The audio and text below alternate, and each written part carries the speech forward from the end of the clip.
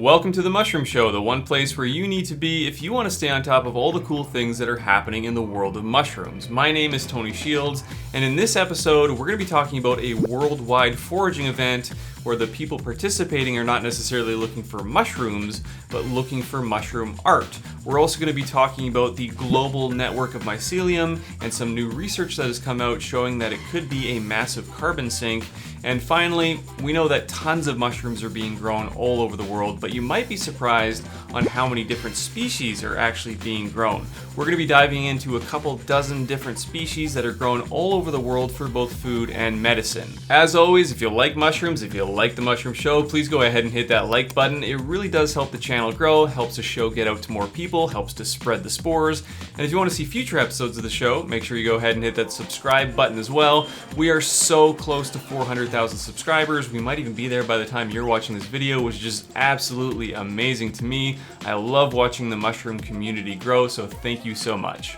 Let's jump into the show. On to our first segment. Now, a worldwide foraging event where people aren't necessarily foraging for mushrooms, they're instead foraging for mushroom art. It's called Game of Shrooms, and it is an annual event that has just entered into its 5th year. It is a super cool event that helps spread the word about mushrooms, helps people get excited about mushrooms, but also helps people spread the word about different mushroom artists or just artists in general who happen to be making different mushroom-inspired pieces of art. So the event this year took place on June 10th, so just this past Saturday. Here is the map that is provided by Game of Shrooms.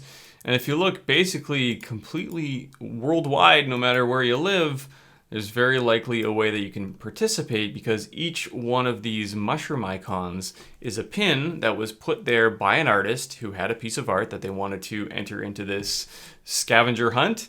And you can see what these pins are all about, click on them, go follow their social media accounts, and hopefully try to find the art. But it's not as simple as just, following where the pin is and going to where the pin is on this map.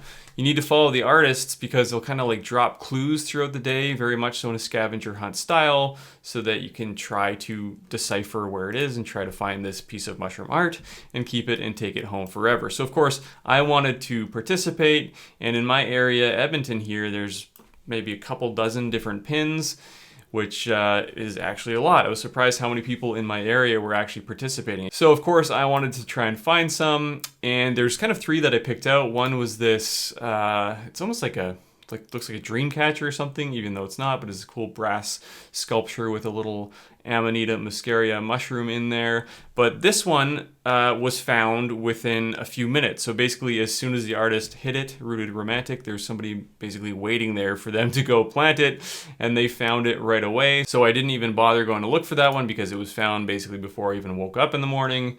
There was this other one that's kind of like a cool, I don't know, it's like just a nice little ornament that you'd put in your garden.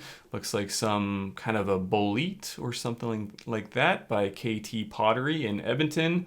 And they posted some really nice clues, and I drove out there and followed the path and went to try and find it, and I got totally skunked. I couldn't find it anywhere. So either somebody else found it and they didn't mention that they found it, so this post stayed up, or maybe I'm just really bad at finding mushroom art or really bad at foraging for mushroom art.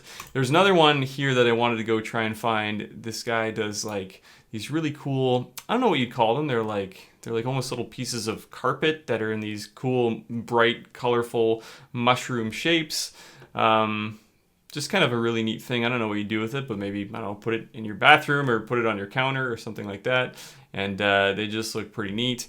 And I couldn't find those either, but that doesn't really matter because lots of people were finding them. Of course, when people find them, they post on social media that they found them. And again, it's just like a really cool event that gets people excited about mushrooms, gets people talking about mushrooms, and of course, offers lots of exposure to all these artists that are making all this cool mushroom-themed art. So again, it's called Game of Shrooms. Thousands of people all over the planet participate in it. And if you missed it this year, not a huge deal. because they do it every year. So make sure you go ahead and follow Game of Shrooms on Instagram so you can perhaps participate next year. I will put the link to their profile in the description of this video if you want to check it out. On to our next story. So I saw this tweet from Merlin Sheldrake, who is, among other things, an author, and he wrote this book right here called Entangled Life: How Fungi Make Our Worlds, Change Our Minds, and Shape Our Futures. A really great kind of general interest books all about the different ways that mushrooms interact with our world and interact with our daily life. So if you haven't read it, definitely recommend checking that out. But he's also part of this thing called the Spun Network, which we talked about a couple times on the show. The Spun Network is a group that is trying to map out the entire global mycelial network as a way to kind of determine its importance or show its importance as a way to protect the mycelial networks, because it's important not only for our health but also for the health of our planet. So here's the tweet, and it says, excited to have been part of a study in which we estimate that mycorrhizal fungi, so fungi that are interacting with different trees and different plants, could move an equivalent amount of carbon as 1/3 of the total carbon released by fossil fuel emissions each year. Now, 1/3 of all the carbon is a lot. That's like gigatons. So it's actually a pretty stunning statement to say that mycelium could have that big of an impact. Now, if we look at the actual study, basically it starts off by talking about how mushrooms and plants have been working together symbiotically for some 50 million years. And today, by helping move nutrients across ecosystems, mycorrhizal fungi are among the most ecologically important soil organisms in both natural and managed environments. But if you go back in time, like way back in time, there is lots of evidence that shows that mycorrhizal fungi, so again, fungi that live symbiotically with plants, were actually an essential element to plants being able to colonize land in the first place, and not only do that, but also create more complex plants, and obviously helping the proliferation of plants and trees in general. So in the study, they show a chart which shows a basically tenfold decrease in the amount of atmospheric CO2 as plants were proliferating on the earth. And their contention is that it was actually mycelium that played a major role in this drop because of their ability to help plants proliferate. But not only that, some of the other ways that mushrooms and mycelium actually can store carbon in their network. So reading right from the study, it says, given the persistence of mycorrhizal fungi across the vast majority of modern land plants, mycorrhizal associations likely continue to play an important yet largely unrecognized role in modulating global climate through their influence on terrestrial biogeochemical cycling of nutrients and carbon. Globally, soils contain 1,500 gigatons of carbon, more carbon than in the atmosphere and plant biomass combined, meaning that some 75% of all terrestrial carbon is stored below ground at any one time. And you know, obviously, what else is underground? Well, mycelium. They continue to say mycorrhizal fungi are frequently cited as receiving anywhere from 4 to 20% of total plant fixed carbon. Scaled to a global level, these figures imply that, even after accounting for fungal respiration, millions of tons of carbon may be allocated to mycorrhizal biomass every year. Now, the interesting thing to me here is the sentence, even after accounting for fungal respiration, because anyone who knows how mushrooms breathe, or maybe anyone that's grown mushrooms before, know that mushrooms breathe a lot like humans do. In other words, they breathe in oxygen and they exhale CO2. So for example, if you've ever tried to grow oyster mushrooms indoors or in a small grow chamber, it very rapidly and very quickly fills up with CO2 because the mushrooms are just producing so much of it. That's why sometimes you'll see pictures of oyster mushrooms that have these really long stems and tiny little caps. Well, that's because they're producing so much CO2 and the mushrooms are almost like trying to grow and find some fresh air, and that's why they grow such weird fruiting bodies. So it's actually really hard to grow oyster mushrooms to get enough fresh air to keep those CO2 levels down in order for them to grow properly. Sometimes this is done on purpose, like when enoki mushrooms are grown, for example. They're sometimes grown in high CO2 environments, which is why enoki mushrooms have those really long stems and those tiny little caps. But in general, mushrooms do produce a lot of CO2 because they breathe. But still, when you consider the worldwide mycelial network and all the other things it's doing, it actually has a very different effect And mycelium and mushrooms can help in a few different ways. First of all, they use carbon as building blocks for this active mycelial network.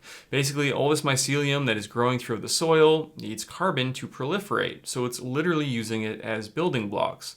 The bigger they grow, the more carbon that they use. Number two, of course, mycelium does not live forever, but when it dies, it turns into what's known as necromass, which is a scaffold-like network of dead mycelium that keeps the soil together but also stores carbon. And finally, mycelium exudes different compounds, some of which can help retain carbon in the soil. So mushrooms are making crazy compounds all the time, and mycelium does this too, and apparently some of the compounds that it excretes can further help the soil to retain carbon. So all of these things together can help to sequester carbon, with the net effect of the mycelial network able to potentially absorb up to 1/3 of all the global carbon emissions every single year, which is obviously a lot. Again, from the study, it says, we estimate a flux of about 13 gigatons of carbon dioxide equivalent moves through plants into carbon that is allocated to mycorrhizal mycelium every year. Methodological limitations mean that this figure may over or underestimate the total sum of carbon that moves from plants into soils via mycorrhizal pathways. Nonetheless, our study confirms the significant contribution made by mycorrhizal associations to global carbon fluxes and should motivate an inclusion of mycorrhizal fungi both within global climate and carbon cycling models and within conservation policy and practice. So basically, from what I can tell, what this study is arguing for is that, hey, mycorrhizal networks, as we know, are very important, but now they're trying to quantify it by saying this is how much work they're actually doing, and they're really important to protect, which I think makes a lot of sense. So I guess the least we can do is next time you're walking around in the forest, make sure to take a second to thank the mycelial networks for keeping us all healthy and happy. On to our next story. Now, you might not notice it on a daily basis, but we humans are growing a lot of mushrooms. Of course, the common button mushrooms and different oyster mushrooms take up a large percentage of this total, but there are lots of other really interesting species that are cultivated and enjoyed, and you really should know about them. I thought it would be fun to give a brief overview of about 24 or so different species that are grown all over the world for both food and medicine, and perhaps share a few fun facts about each of them. Now, this isn't intended to be a deep dive into any one of these species, because otherwise it would be a very long segment. Again, just a brief overview to give you an idea of what these things are.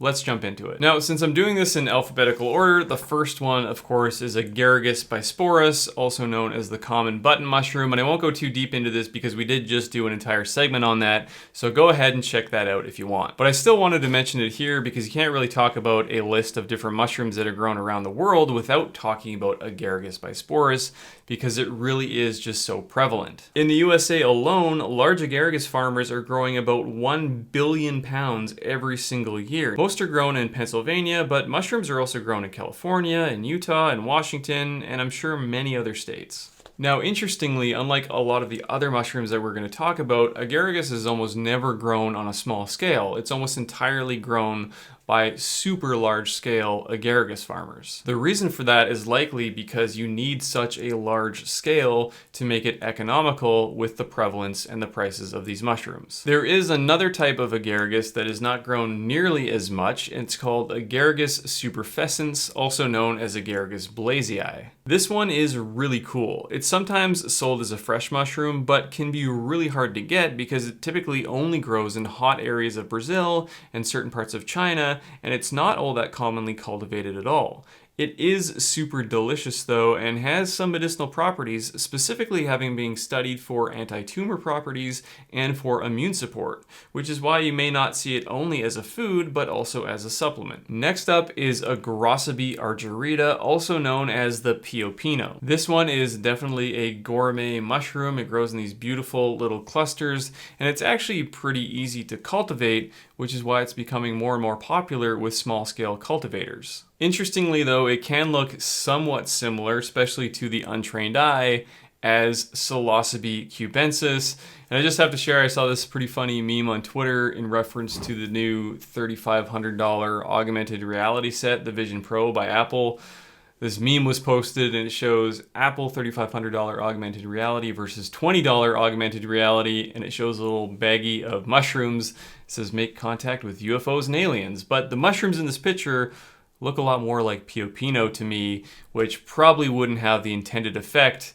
But yeah, still a pretty funny meme. Next up is Auricularia auricula. The mushroom's so nice, they named it twice. Now it does have a much more common name called the wood ear, and that's because it grows on wood and it kind of looks like an ear. Now this one is maybe not as popular in the US, which is why maybe you don't see it very often, but it is super popular in many parts of Asia. Now it is mainly a gourmet mushroom, so it's used in things like soups and stews, but actually it has been used traditionally to treat sore throats, apparently, which is interesting, and more research has shown that it has potential applications for things like lowering cholesterol and suppressing tumor growth. Now, this one does grow in the wild. I have seen it in the wild, and if you see a mushroom that's growing on wood that kind of looks like an ear, well, it might just be the wood ear mushroom. This next one is so freaking cool because it just grows these huge, beautiful mushrooms. It's known as Colossabe indica, otherwise known as the milky mushroom. Now, the other cool thing about this one is that unlike most mushrooms that prefer kind of cool, damp conditions, this one really likes warm,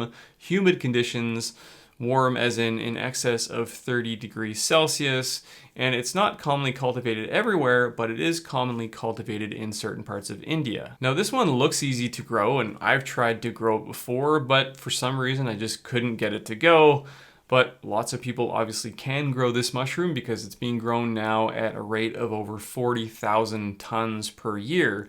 Also, interestingly though, it wasn't even thought to be edible until after 1970, and nobody in the world was cultivating it before about 1998, so it is a relative newcomer to the mushroom cultivation scene. The next mushroom on the list is Coprinus comatus, also known as the shaggy mane, and many people think that you can only find this mushroom in the wild, but the truth is you actually can cultivate it. Very few people do cultivate it though because it does have such a short shelf life, turning into a black inky goo really quickly after harvest. But if you dry it right away, and that's what most farmers do, then it turns out quite fine. Another interesting fact about this one is that many people think that it should not be consumed with alcohol because it contains coprine, which reacts with alcohol to make you feel really sick.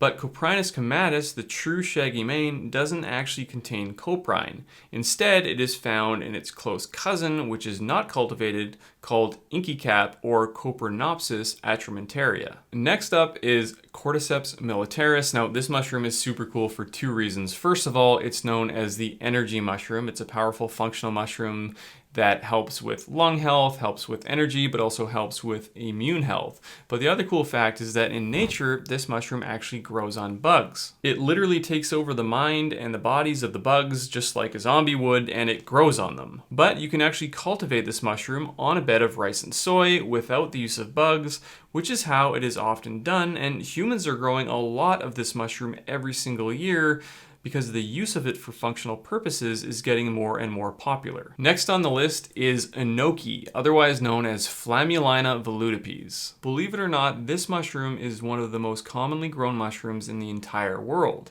and people have actually been growing it for over 300 years. Unfortunately, it is also one of the most recalled food products in the world, and it can commonly get issues with listeria, so it's best to get it locally, or even better, grow it yourself. It is actually pretty easy to grow at home. I've done it myself a few times and always seem to get great results. Now, if you want them to look more like the ones in the grocery store, try to limit the amount of fresh air that they get, which forces them to get those long, skinny stems and those little tiny caps. A lot of people consider enoki to be a highly medicinal mushroom, and there have even been studies that show enoki farmers, so people who likely eat a lot of enoki, have a statistically lower cancer rate compared to the rest of the population. Now, is this effect actually because of the enoki? Well, it's hard to say for sure, but it's definitely interesting in regards to the potential power of this mushroom. Next on the list is Ganoderma lucidum, which is reishi, and reishi is actually one of the most popular medicinal mushrooms in the world,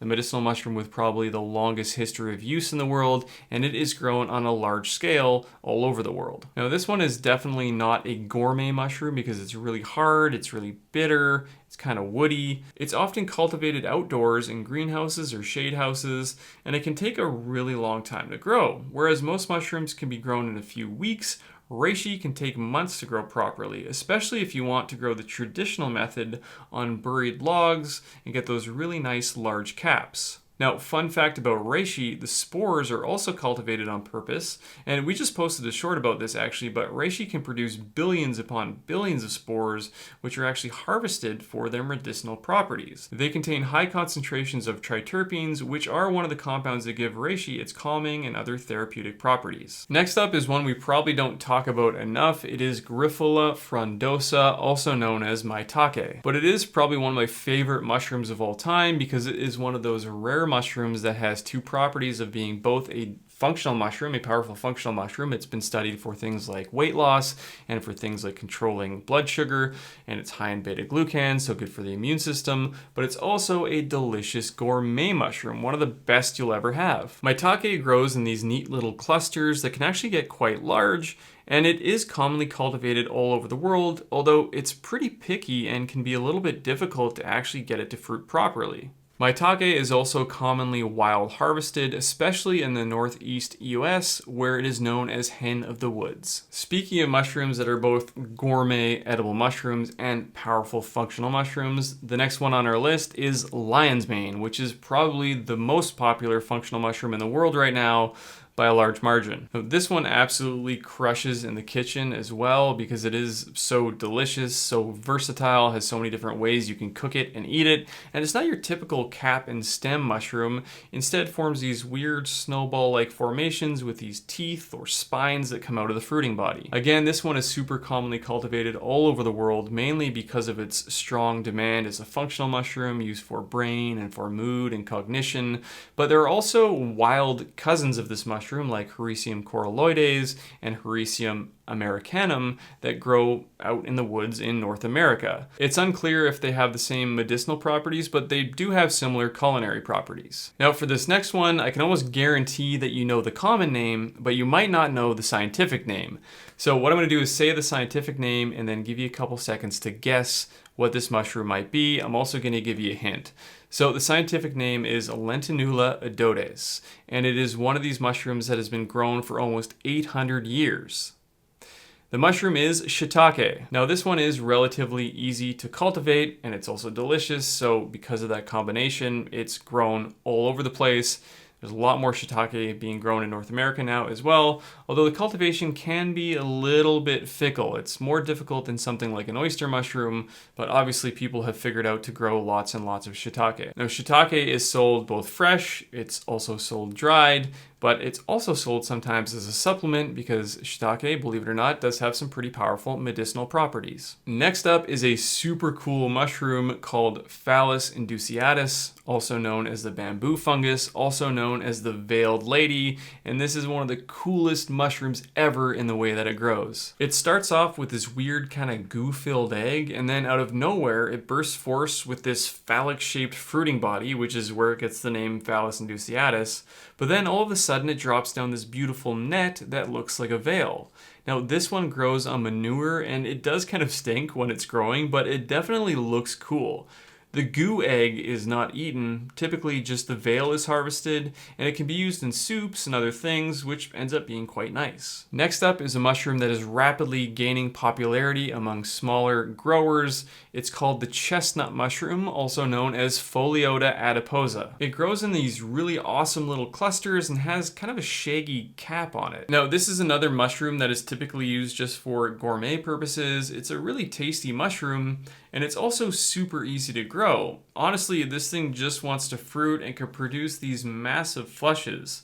But it's also high in polysaccharides and is being studied for its antimicrobial effects. Next we have another Pholiota nameko, which is usually just called nameko. Now this one you probably have seen at the grocery store. And they are relatively easy to grow, most often grown in bottle cultivation techniques. Now nameko grows in these small clusters of little brown orange mushrooms with naturally viscid caps, which is just kind of another name for gooey or kind of wet caps. Now, many people who see these at the grocery store might think that the mushrooms have gone bad, but the slimy caps are completely natural.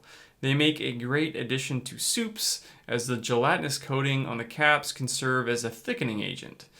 It is a standard ingredient in miso soup for this reason. It's also commonly used in stir fries and has a nice nutty flavor. Since we are going through these alphabetically, we have now arrived at Pleurotus, which is the genus name for oyster mushrooms. Now, oyster mushrooms are super prolific. They come in all different shapes, all different sizes, all different colors, but the other thing about oyster mushrooms is that they're super easy to grow for the most part and grow on all sorts of different substrates, which is why they're super popular to grow. It also helps that they produce gigantic flushes, so you get a really good yield on most of these oyster mushroom farms, and for the most part, they're pretty tasty mushrooms. Starting with pink oyster, also known as Pleurotus jamor, this one is actually bright pink, and it really does turn heads because it looks like a flower or something like that.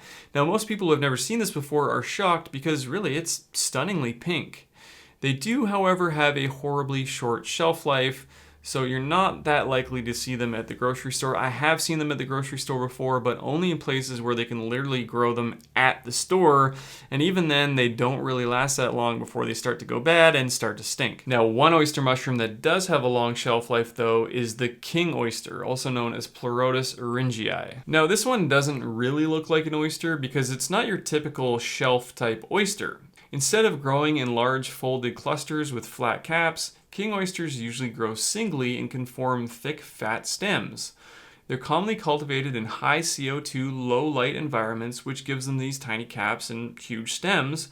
But when grown outside, they can form large brown caps and narrow stems and look completely different. The fact that they have a long shelf life makes them really good candidates to ship overseas, which is why you'll often see Korean-grown king oysters in US supermarkets. Next up is a super niche mushroom that I've only ever seen growing at one farm. It is known as the white elf cap or Pleurotus nebrodensis. This species is very similar to king oyster and can be grown and cooked in much the same way. Still, the cultivation is not common and very few growers are producing this species commercially. The fruit body and caps are beige-white and quite large. They are substantial mushrooms with a thick, meaty texture. Fun fact, Pleurotus nebrodensis has been listed as critically endangered since 2006. It grows naturally only in a very small region of northern Italy. Next up is your typical oyster mushroom, also known as Pleurotus austriatus. It grows naturally all over the world on trees, stumps, and fallen logs, but of course it is also widely cultivated and is one of the most commonly grown mushrooms in the entire world. Now, oyster mushrooms, as I mentioned, can grow on a bewildering number of substrates, including straw, hardwood, banana leaves, coffee, paper, and cardboard, and pretty much any other plant-based material. They can even thrive in contaminated environments and have lots of potential in the science of mycoremediation. Now, many new growers start off with this mushroom because it's so easy to grow. Now, we know about pink oysters, but there is another equally colorful cousin, the yellow oyster, also known as Pleurotus citrinopiliatus. This mushroom produces beautiful, delicate bouquets of bright yellow mushrooms. They are similar to pink oysters in that they can turn a lot of heads at the farmer's market, and interestingly, they kind of smell a little bit like citrus, which is probably why they have the name citrinopiliatus. Now, these are easy to grow, they can be grown on both hardwood sawdust and straw, and they are widely cultivated all over the world on both bags and in bottle format. Now, yellow oysters are slightly bitter in taste, although the flavor can be greatly improved, obviously, with proper cooking. Now, like pink oysters, they have a really short shelf life, making them a poor candidate for packing up and sending to the grocery store, which is probably why you don't see them that often. Next up is the sun lover, also known as the wine cap, also known as King Stropharia. This is Stropharia rugoso annulata and is one of the most popular mushrooms to grow in the garden bed. By simply spreading myceliated sawdust into a pile of wood chips and leaving it to sit over the summer, there's a really good chance that you will get fruiting in the fall. Now, because of this, wine caps are commonly cultivated in backyards all over the world, and they're also a wonderful gourmet mushroom suitable for many dishes. Now, these ones can also be cultivated indoors, but generally don't do well enough to be viable commercially. Next up, we have Coriolis versicolor, also known as Trametes versicolor, more commonly known as the turkey tail mushroom. This is not a gourmet mushroom. Kind of like reishi, it's just too hard, woody, and bitter to be of any use as a gourmet mushroom. It is also not that often cultivated because it grows so prolifically in the wild, but it can be grown easily on hardwood and sometimes is, which is why we've included it in this list. Now, turkey tail is extremely high in beneficial beta-D glucans, which are polysaccharides that act as immunomodulators. You can kind of think of it like cruise control for the immune system. Again, turkey tail is easily cultivated on wood-based substrates, but often when this is done commercially, it makes a lot more sense just to harvest it from the wild. And last but not least in this giant list of mushrooms that are grown around the world for food and medicine is Tremella fusiformis, more commonly known as tremella, also sometimes called the beauty mushroom. Now, this mushroom is amazing to look at, and it has a very unique method of cultivation. In order to produce fruits, tremella needs to parasitize another host species. So it starts off as just a slime mold, but once it encounters the other species of fungus, it starts aggressive mycelial growth and eventually is able to fruit. So cultivators who grow this need to know how to grow two species in conjunction, both the parasite and the host, in order to properly grow this mushroom commercially.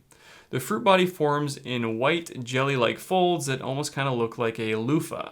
Although it is essentially flavorless, it does have an interesting texture and is super popular in Asian cooking. It is also used medicinally and is thought to have anti-aging effects on the skin, which is why it gets the name beauty mushroom. Now, that was a ton of mushrooms, and I'm sure I missed a few niche ones, but in general, that covers all of the major mushrooms that are grown around the world for food and medicine. I think the real big takeaway here is that when you think about how many different species of mushrooms there are, tens of thousands, perhaps even millions of species of mushrooms that can produce fruiting bodies, we're only cultivating a couple dozen of them. So it really does leave open a huge area of possibility for more mushrooms that we can figure out not only if they're good to eat or good for various functional purposes, but also if we're able to grow them.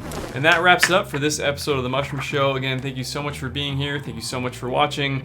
It's absolutely an honor to be able to come here every couple weeks and chat mushrooms with you and just interact with the mushroom community. So again, if you like mushrooms, if you like The Mushroom Show, please go ahead and hit that like button. It really does help the channel grow. And if you want to see future episodes, go ahead and hit that subscribe button as well. Also, if you feel like interacting and hanging out between episodes, I spend a fair amount of time on Twitter where I do research for the show, chat with other people in the mushroom community, and just kind of hang out. So be sure to go ahead and follow me there. @FreshCapTony is the handle.